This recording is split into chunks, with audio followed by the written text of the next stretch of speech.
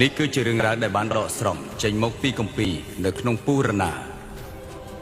ទីក្រុងពូរណាបានផ្ទុកនៅរឿងរ៉ាវជាច្រើននៅក្នុងប្រទេសឥណ្ឌាអស់រយៈកាលជាយូរណាស់មកហើយក៏ជារឿងដែលពាក់ព័ន្ធជាមួយនឹងព្រះពុទ្ធជាមហាវីរបុរសដ៏អស្ចារ្យម្នាក់ដែលបានកើតឡើងនៅលើទឹកដីឥណ្ឌានៅក្នុងត្រាតាយូហ្គាព្រះរាមបានចាប់បដិសន្ធិជាវីរបុរសព្រះអង្គបានបង្កើតនូវភាពអស្ចារ្យក្នុងសង្គម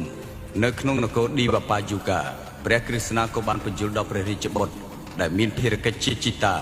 ហើយស្រឡាញ់ភាពយុត្តិធម៌នៅលើពិភពលោកពេលវេលាបានកន្លងផុតទៅគ្រោះមហន្តរាយនៃកាលអស់កັບបានឆេះរលាយអស់គ្មានសល់មិនមានអ្វីដែលនៅសេសសល់បន្តទៀតឡើយផែនដីក៏បានរលាយអស់មានតែកំទេចភ្លើងមនុស្សនៅលើពិភពលោកមិនមានសេសសល់អ្វីសូម្បីតែសត្វធំតូច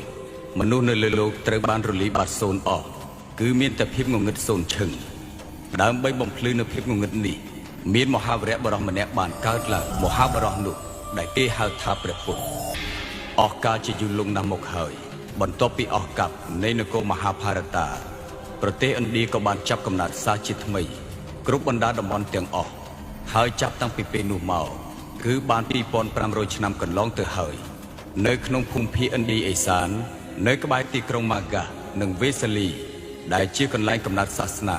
ត្រូវបានគេហៅថានគរកបិលភ័ក្រគឺជាកន្លែងកំណើតនៃព្រះរាជវង្សសក្កិយាទីកន្លែងរបស់ព្រះរាជាសិទ្ធោទនៈគូបាងនៅតែដូចជាមានដំណឹងល្អណាស់មែនហើយឡាស៊ីកាដូច្នេះហើយទើបគេវាយអាកាំង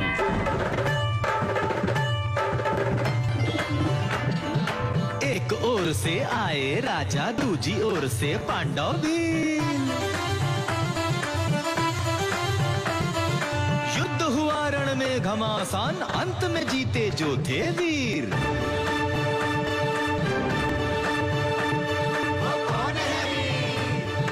वो महाराज शुद्धोदन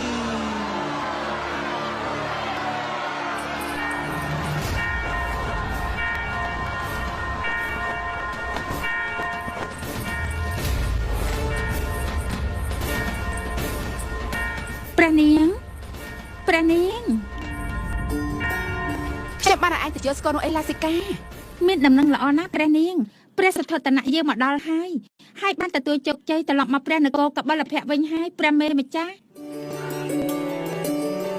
ព្រះជាម្ចាស់ប្រទានដល់ខ្ញុំម្ចាស់ហើយដំណឹងនេះមានថ្វាយដល់ព្រះមហាទេវីជ្រាបទេមិនទាន់ទេព្រះមេម្ចាស់ទ្រង់មិននៅក្នុងដំណាក់ទេមិនអីទេតែរៀបចំចែក